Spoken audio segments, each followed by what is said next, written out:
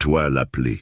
As-tu déjà réalisé à quel point l'assaut arrive toujours au moment le plus critique? Juste après ta prière la plus profonde. Juste quand ton cœur cherche le plus ardemment la face de Dieu, une vague envahit soudain tes pensées. Tu ne l'as pas invitée, pourtant elle s'impose, insistante, obsédante. Cette pulsion charnelle dévorante, cette montée de chaleur incontrôlable dans ton corps, ce n'est pas un simple accident. Ce ne sont pas uniquement tes hormones ou les cicatrices de ton passé. C'est une stratégie millénaire, une arme invisible dirigée précisément contre ton appel. Car retiens bien ceci, l'adversaire ne gaspille jamais ses forces sur ce qui est insignifiant. Il ne harcèle pas ceux qui errent déjà dans l'ombre. Non, il cible les choisis, les oints, ceux qui portent une flamme divine au creux de leur être. S'il parvient à capturer ton esprit, il étouffe ta voix. Ce n'est pas une simple envie passagère. Ce n'est pas de la simple convoitise. C'est un affrontement dans les lieux célestes, orchestré pour ruiner ce que le Très-Haut édifie en toi. Tu es destiné à rompre des liens d'esclavage. Alors il tente de t'en forger de nouveaux. Tu es appelé à avancer dans la sainteté. Alors il te présente du venin déguisé en extase. Mais aujourd'hui, tes yeux s'ouvrent. Tu vas enfin discerner la véritable nature de cette embuscade. Et une fois que tu l'auras comprise, plus rien ne sera comme avant. Avant d'aller plus loin, j'ai besoin de 3 gestes. Si ce mot te secoue déjà, appuie sur « j'aime » pour qu'il touche d'autres cœurs. Abonne-toi si ce n'est pas fait. Ceci n'est pas une chaîne ordinaire. C'est un instrument d'éveil spirituel. Et écrit 99 ans. Commentaire si tu sens que tu es dans la dernière ligne droite avant ta percée majeure.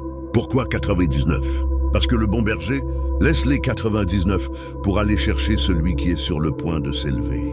Et peut-être que ce 99, c'est toi qui restes ici avec moi aujourd'hui.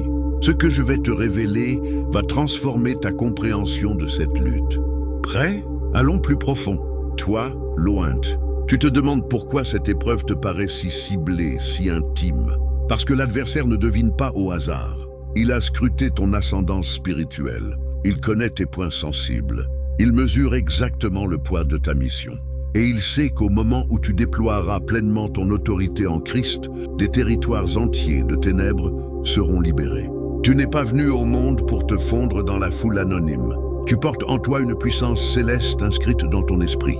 C'est pour cela que tes émotions sont plus intenses, que tes épreuves semblent plus lourdes, que le feu descend sur toi avec une violence répétée. Parce que tu n'es pas ordinaire. Tu es une menace réelle pour les forces des ténèbres. L'ennemi ne vise pas d'abord ton corps. Il vise ta clarté intérieure. Car quand ta vision spirituelle se trouble, ton appel est différé. Et ce que peu de gens osent dire, cette tentation est cousue sur mesure pour toi. Elle fonctionne comme un programme précis qui exploite chaque blessure non guérie, chaque instant de vide, chaque fissure dans ta garde. Pas parce que tu es fragile, mais parce que tu es dangereux. Ta pureté n'est pas seulement une question de morale. C'est un indicateur dans le monde invisible. Quand tu marches dans la sainteté, tu captes la voix de Dieu avec une netteté surnaturelle. Tu avances avec autorité. Tu modifies l'atmosphère autour de toi. Mais quand l'adversaire te pousse dans le secret du péché, il brouille ta fréquence. Le doute s'installe. L'obéissance est retardée. Tu mélanges conviction divine et accusation démoniaque. Et soudain, un oint distrait devient un oint retardé. Le piège est subtil. L'attaque ne ressemble pas à une guerre ouverte. Elle se présente comme du plaisir, comme une échappatoire innocente. Mais derrière cette illusion se cache un agenda spirituel clair. Te débrancher de ton feu intérieur. Ce n'est pas juste de la luxure. Ce n'est pas une simple période difficile. C'est de la guerre. Et le champ de bataille principal, c'est ton esprit. Si tu te demandes pourquoi la délivrance semble si ardue, c'est parce que les liens ont été forgés dans l'invisible, pas seulement dans la chair. Mais maintenant tu les vois. Tu n'es plus aveugle au mécanisme. Et maintenant la question cruciale, que fais-tu ensuite? Car dans les lignes qui suivent, tu vas découvrir quelque chose de bien plus périlleux que la tentation elle-même. Ce qui la provoque vraiment et pourquoi elle redouble précisément quand tu touches au seuil de ta percée. Reste connecté. L'adversaire va être démasqué. Le script continue dans le même style pour les parties suivantes. Le désir comme don divin détourné, L'intensification avant la promotion spirituelle, la preuve que l'attaque confirme l'onction, les armes de victoire, prière violente, jeûne, accountability, déclaration de vérité et la conclusion triomphante sur l'éveil et la victoire. Si tu veux que je développe une partie précise, par exemple la section sur les armes de victoire ou la conclusion, dis-le-moi. Ou si tu souhaites un ton encore plus incisif, plus doux, plus court, etc. Je peux l'ajuster. Ton message est puissant, continue de le porter. L'opposant scrute tes modèles, tes lésions, tes talents et orchestre l'ouragan idéal, non pour te terrasser, mais pour te pousser à te terrasser toi-même. Et s'il réussit à te faire croire que cette épreuve équivaut à une exclusion, tu commenceras à t'asseoir dans le remords. Au lieu de te dresser dans la faveur, tu arrêteras de supplier. Tu t'écarteras de ta mission. Et voilà, ainsi tu ajournes ton propre sort, tandis que l'opposant reste en retrait et contemple sans même remuer. Mais prête-moi oreille, l'épreuve ne t'exclut pas, elle te désigne. Tu es assailli non parce que tu es endommagé, mais parce que tu es sur le point de tout fracasser. Chaque entrave qui essaie de te retenir, c'est ce qui advient quand tu es enfin affranchi. Chaque entité qui souffle dans les ténèbres connaît le hurlement, qui surgira quand tu recouvreras ta parole. Tu n'es pas vulnérable, tu es consacré, tu ne défaillis pas, tu t'envoles.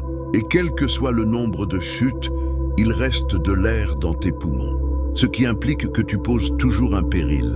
Le simple fait que tu persistes à observer, à écouter, à combattre, signifie que le malin a raté et que tu l'ignores encore. Mais tu es sur le point d'accéder à une variante de toi que les abysses refusaient de contempler. Donc permets-moi de le proclamer plus haut que tes incertitudes. Tu n'es pas assailli parce que tu perds. Tu es assailli parce que tu es appelé. Mais que répondrais-tu si je te confiais que l'élément ultime, ce que l'opposant appréhende le plus, n'est pas ta vigueur, mais ton illumination? Car une fois que tu auras écarquillé les yeux sur cette réalité singulière, tu ne rechuteras plus dans le même appât. C'est ce qui survient ensuite, et cela va tout métamorphoser. À présent que tes yeux sont écarquillés, il est temps de contre-attaquer.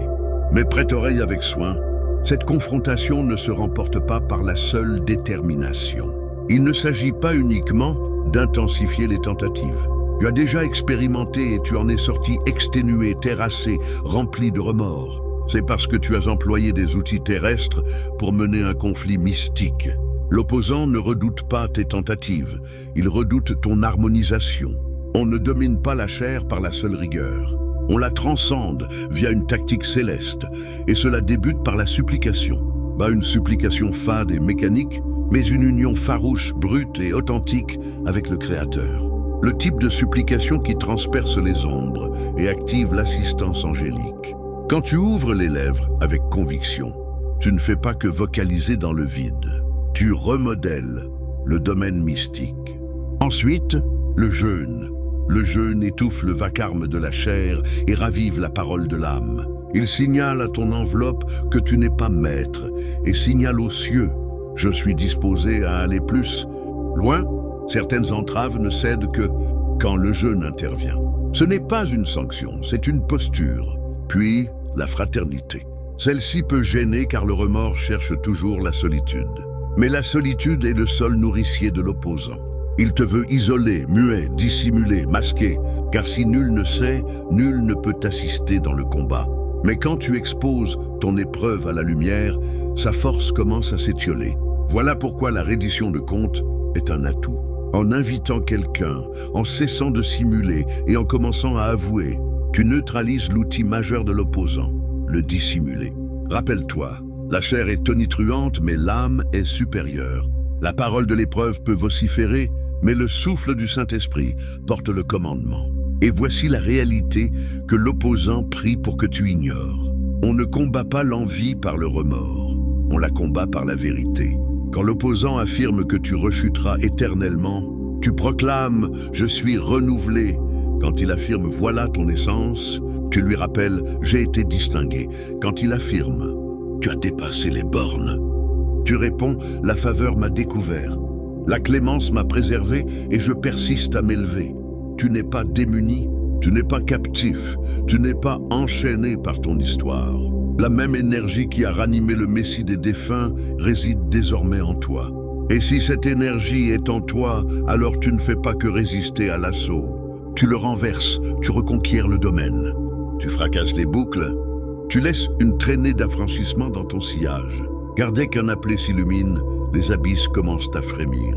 Mais il existe une ultime illumination dont tu as besoin, celle qui scelle tout ce que nous avons énoncé et active le combattant en toi définitivement. Ne la manque pas, car les termes suivants pourraient être les plus cruciaux que tu aies jamais perçus. Choisis, ce conflit n'a jamais été mandaté pour te fracasser.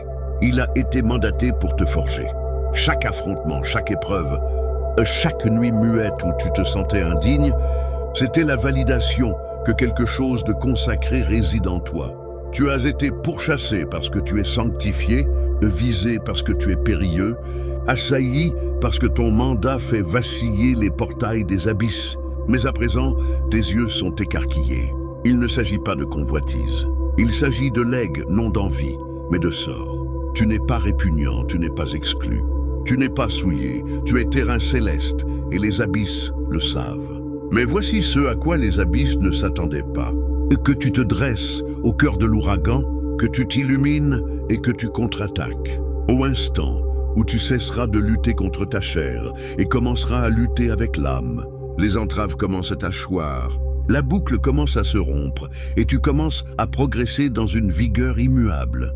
Ce conflit n'était pas ta conclusion, c'était ton illumination, car tu sais désormais que tu n'as jamais été vulnérable. Tu as toujours été sélectionné, et ce qui jadis tentait de te ruiner deviendra le combustible qui accélérera ton sort. Donc redresse le menton, affûte ton glaive, ancre-toi dans la vérité et progresse comme le combattant que tu incarnes. Cette confrontation n'est pas ta perte, c'est ton proclamation. Proclame-le maintenant dans les réactions. Mon esprit n'est pas à vendre. Énonce-le avec passion.